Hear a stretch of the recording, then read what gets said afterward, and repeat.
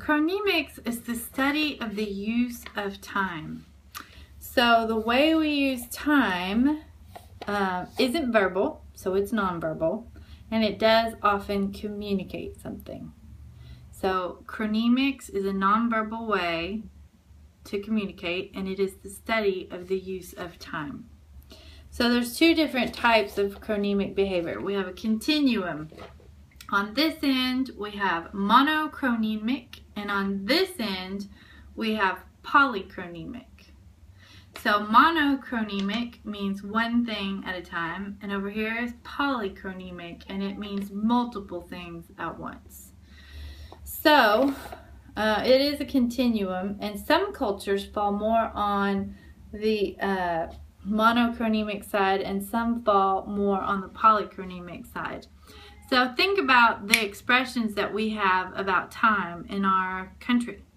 So we have things that are said like time marches on, and time waits for no man, and time is money, and time is of the essence.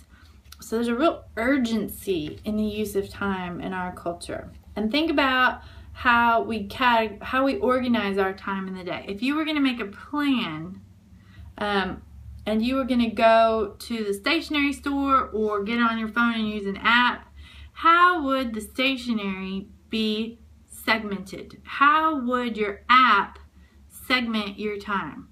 Would it have one thing at a time? Or would it have a way to put, like, in the morning we'll do these things, so that it could be potentially many things at once?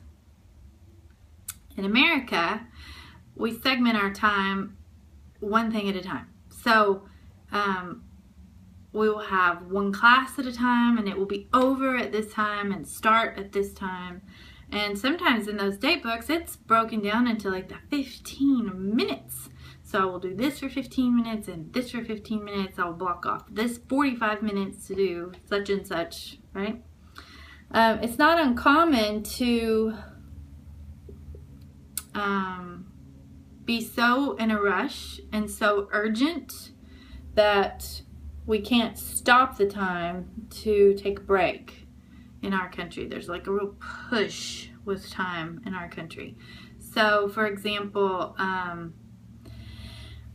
in some cultures it would be more common, like when I was in Italy this summer, the towns would just shut down for like 2 hours in the middle of the day. All the shops would close. Even like the coffee shops and stuff would close, and that would never happen in the United States. In fact, as the years go on, we find ways to squeeze more and more time out of things. For example, a long time ago, malls were closed on Sundays, and now they're open. So we push time and how we use time further and further and further. In America, it's not uncommon to eat at your desk instead of taking a break and going and living and doing other things. So that's one key part of America, is that there's a real push in time. There's a real like faster, do more, efficiency. And at the same time, we do like one thing at a time. We segment time and work one thing at a time.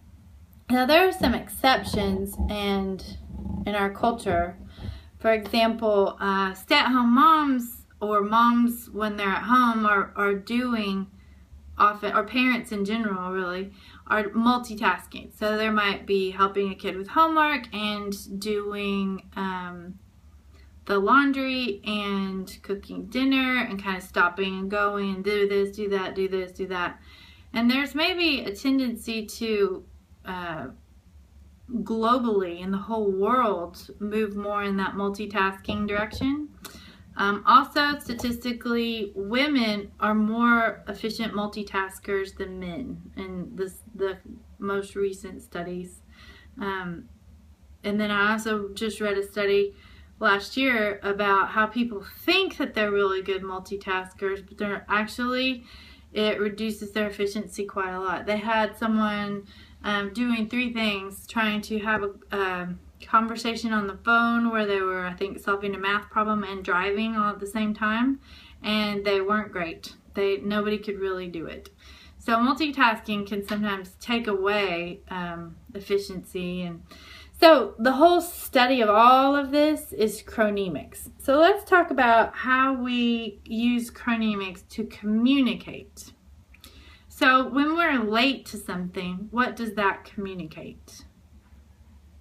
It really depends on what we're late to. If we're late to a job interview, it communicates that we're not really interested, or that we won't be a good employee, that we shouldn't really be considered for the position for one reason or another. If we're late to a party, sometimes that can just be the way it is. If it's a dinner party, you should try to be closer to, like if someone's feeding you or there's like something that's happening at the party on a timeline, then you're typically try to be there closer to the beginning. But if it's like a late party where everybody's partying, if you get there at 8 or 9, you'll be there all by yourself for a long time. So it's how we use time. In other cultures though, say we schedule a meeting, that can be just sort of a suggestion. We'll get there around 8 o'clock. Whereas in American culture, the main culture, it is, the rule of thumb is often for most people to be there 5 minutes early. Like 5 minutes early is on time, so that you can be there and present and ready to start at the appointed starting time. But like I said, in other cultures, the American might show up 5 minutes early in order to be ready and prepared and start exactly at 8 o'clock. And the other person might be in the building, might be parking their car at 10 after 8 and thinking, yes, we had a plan to meet this morning.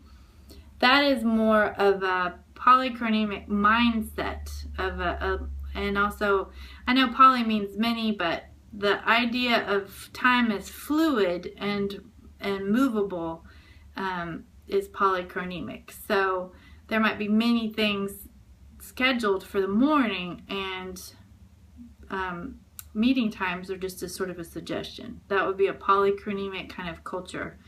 And a monochronic is, we'll be here right when it starts because we're only going to do it for 15 minutes or 30 minutes, and then we're stopping and doing something else.